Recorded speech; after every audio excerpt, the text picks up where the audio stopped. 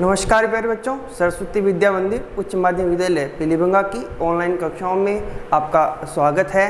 आज हम कक्षा 9 में विषय हमारा हिंदी है और हमारा पूर्व की कक्षा में ही पाठ चल रहा था रसखान जी का, जिसमें हमने रसखान जी के जीवन परिचय को एक कक्षा में पढ़ा था। रसखान जी के 2 सवैयों को हमने भाग 1 में पढ़ा था और आज हम हमारे अंतिम 2 सवैये इस पाठ्यक्रम के अनुसार रह गए हैं, जिनकी आज हम व्याख्या करेंगे।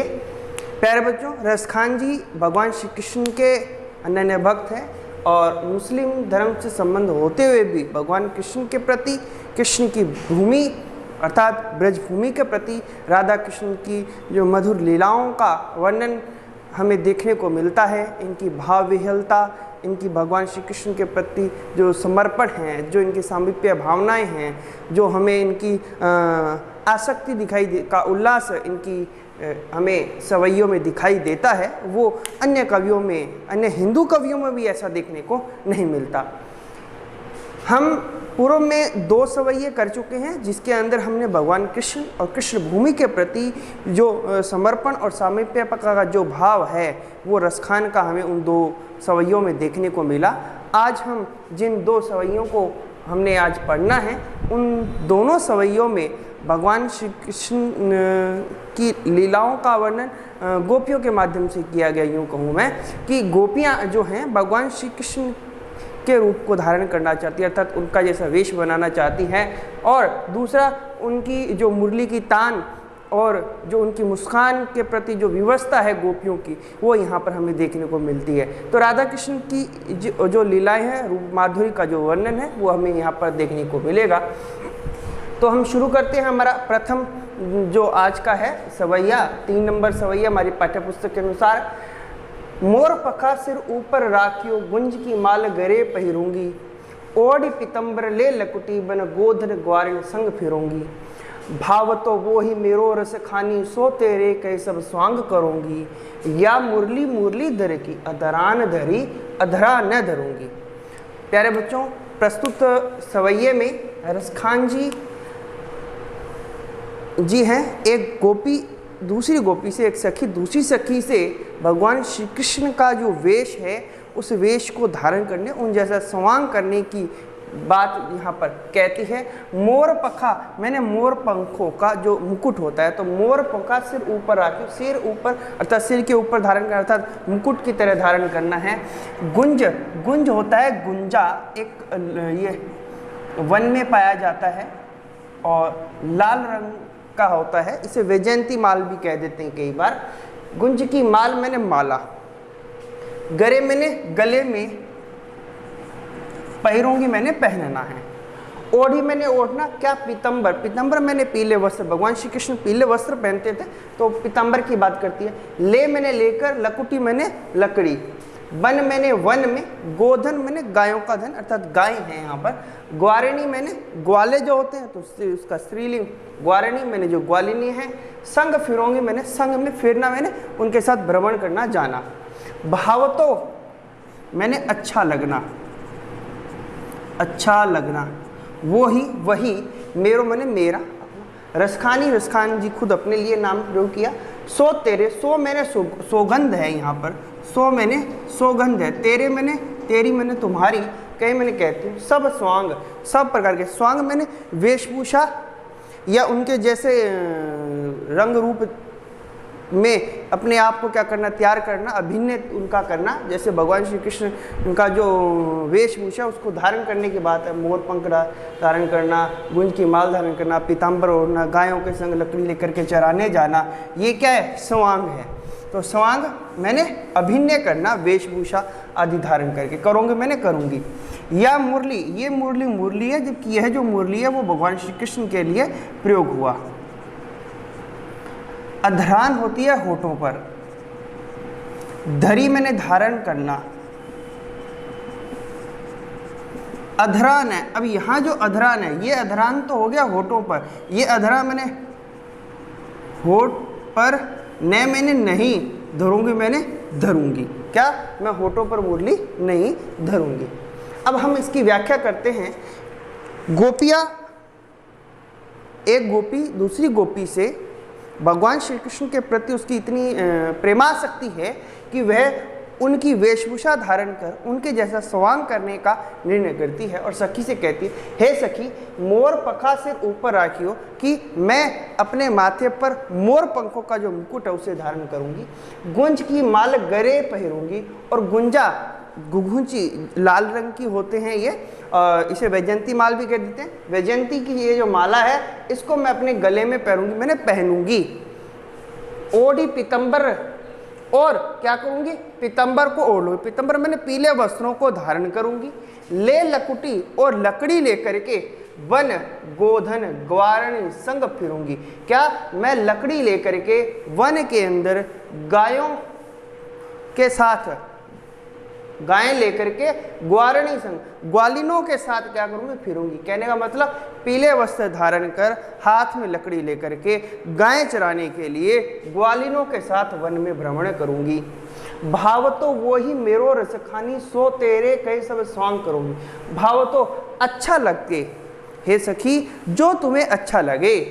कवि रसखानी कहते हैं कि हे सखी जो तुझे अच्छा लगे, जैसा तू चाहती है, जो भाव तेरे को अच्छे लगते हैं, सौगंध मैं सौगंध खाती हूँ तेरे कहे अनुसार, जैसा तू चाहती है, मैंने भगवान श्री कृष्ण का जो रूप तू चाहती है उस रूप वेशभूषा को धारण करके क्या करूंगी, सब स्वांग करूंगी, मैंने सब प्रकार के अभिनय करूंगी।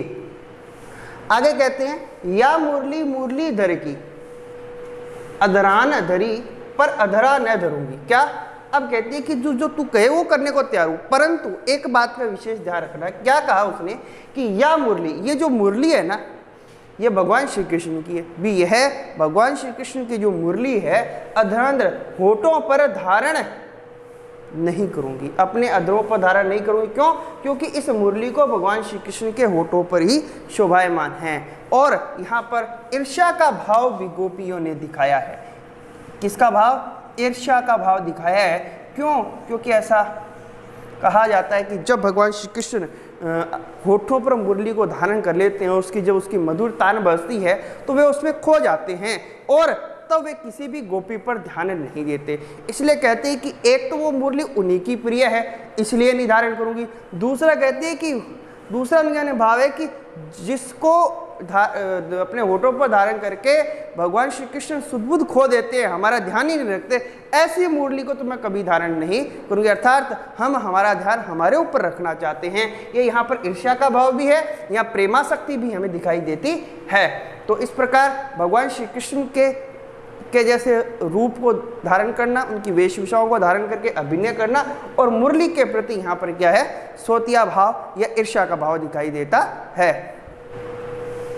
हमारा आज का दूसरा सवैया है, काननी दे अंगुरी रही हो जब ही मुरली धुनी मंद बजे हो, मुरली धुनी मोहिनी तानन सोर सखानी अटा चढ़ी गोदन गेहे तो गेहे, तेरी कहो सिगरे ब्रज लोगनी कालई को कितनो समझे है, माई रीवा मुख मुस्कानी संभारी न जेहे न जेहे न जेहे।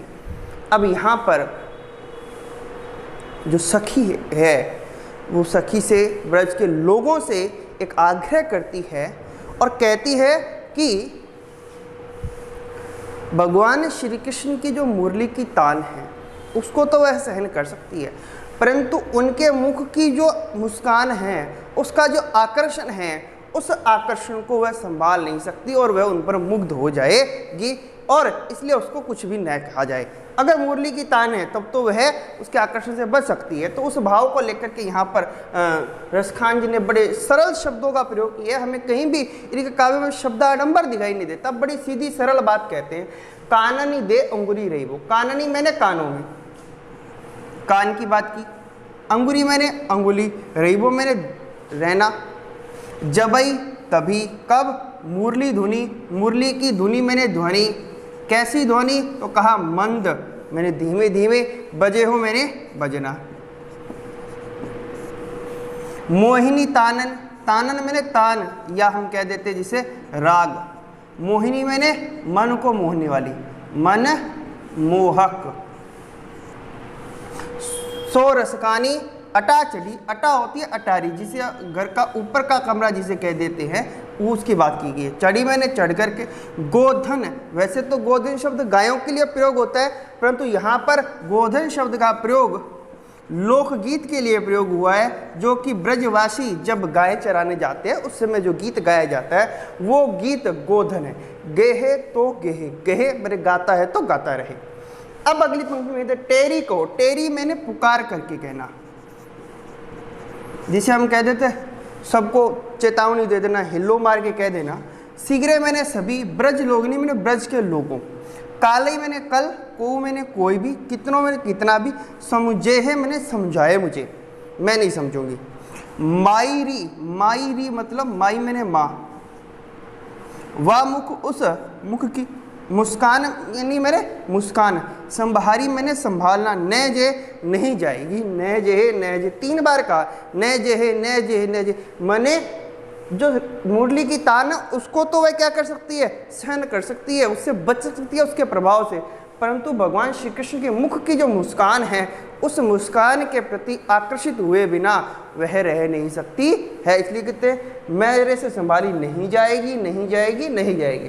तो अब हम व्याख्या करते हैं, क्या कहा रसखान जी इस दोहे में, श्री कृष्ण की मुरली की तान और उसकी उनकी मुस्कान के प्रति जो विवशता है उसको प्रकट करते हैं। प्रेमासक्त गोपी कहती है, काननी दे अंगुरी रही वो सभी लोगों को, कि जब भाई मुरली धुनी मंद बजे, काननी दे अंगुरी रही वो जब भाई मुरली धुनी मंद बजे। गोपी कहती है कि जब भगवान श्री कृष्ण के मुरली की मंद मंद ध्वनि बजेगी तब मैं अपने कानों में उंगली दे लूंगी, अर्थात उस ध्वनि को कानों तक पहुंचने नहीं दूंगी। अब कहते हैं मंद बजे तब तो कोई बात नहीं, अब तेज बजाने लग जाए, अर्थात तो अट्टालिका ऊपर भवन पे चढ़ के बजाने लगे, तो कहता है मोहिनी तानन सोर सकानी अटा चढ़ी गोधन गेहे तो गेहे। क्या कि चाहे वो, यहाँ से अर्थ लिया है मैंने, चाहे वह मैंने भगवान श्री कृष्ण, अटा मैंने अटारी पर चढ़ करके, गोधन मैंने जो ब्रजवासियों वासी जब गाय चराते इसमें जो लोकगीत गाते हैं उस लोकगीत को गेहे तो गे, गाये तो गाहे, मोहिनी तानन सो, कौन सी, उस मोहिनी मन को मोहने वाली तान का मेरे पे कोई प्रभाव नहीं पड़ेगा, उससे मैं बच जाऊंगी। पर आगे कहती है, टेरी कयो, परंतु मैं पुकार के कह दे देना चाहती हूँ, शीघ्र ब्रज लोगों ने, सभी ब्रज के लोगों सुन ले मेरी बात को, काले कोई, कल को कोई, कितनों भी समझे, कितना भी मुझे कोई समझा ले, क्या कि मैं जो मुरली की धुन है उस धुन से तो बच सकती हूँ कानों में उंगली डाल करके, चाहे वह ऊपर अटालिका भवन पर चढ़ करके गीत क्यों न गाए, मधुर मुरली की तानों को क्यों न छेड़े, परंतु मैं पुकार के कह देना चाहती हूँ, ब्रजवासियों सभी लोगों सुन लो, कल को मुझे कितना भी कोई भी मत समझाना, मैं पहले कह रही हूँ, माईरी हे माँ सुन, माईरी मेरे हे माँ मेरी सुन, कि वह मुख, उस मुख, उस मैंने भगवान श्री कृष्ण के मुख की जो मुस्कान है, अगर मैंने उनकी मुख की मुस्कान को देख लिया तो संभारी नहीं जाएगी, मैं उस मुस्कान को संभाल नहीं सकती, न जे है, न जे है, न जे, नहीं जाएगी, नहीं जाएगी, नहीं जाएगी, अर्थात उसकी मुख की मुस्कान को देख करके, भगवान श्री कृष्ण की मुख की प्रसन्नता, उनके आकर्षण को देख करके मैं उन पर क्या हो जाऊंगी, मुग्ध हो जाऊंगी, और तब मुझे कोई भी कुछ मत कहना। इस प्रकार यहाँ पर भगवान श्री कृष्ण के मुख की मुस्कान की विवशता यहाँ पर हमें देखने को मिलती है कि गोपी विवश हो जाती है कि वह उस पर मुग्ध होए बिना रह ही नहीं सकती है। तो इस प्रकार यहाँ पर मुरली की तान से तो बचने का उपाय उनके पास है, परंतु मुख की मुस्कान से वह आत्ममुग्ध होए बिना नहीं रह सकती है, प्रेम मुग्ध होए बिना नहीं रह सकती है। इस प्रकार ये जो दोनों ही सवैये हमने पढ़े, ये श्री कृष्ण के प्रति प्रेमासक्त गोपियों के भाव हैं, उनके स्वांग धरना, उनके मुख की व्यवस्था का प्रदर्शन, ये बात सरल शब्दों के अंदर शब्दाडंबरों से रहित होकर के बड़ी माधुर्य गुण से युक्त श्रृंगार रस की ये जो भगवान श्री कृष्ण की लीलाएं हैं वो रसखान जी ने हमें इन सवैयों के माध्यम से बताई हैं। तो इस प्रकार ये हमारा पाठ पूर्ण होता है और अगली कक्षा में मिलेंगे नए पाठ के साथ। आज की कक्षा इतना ही, धन्यवाद।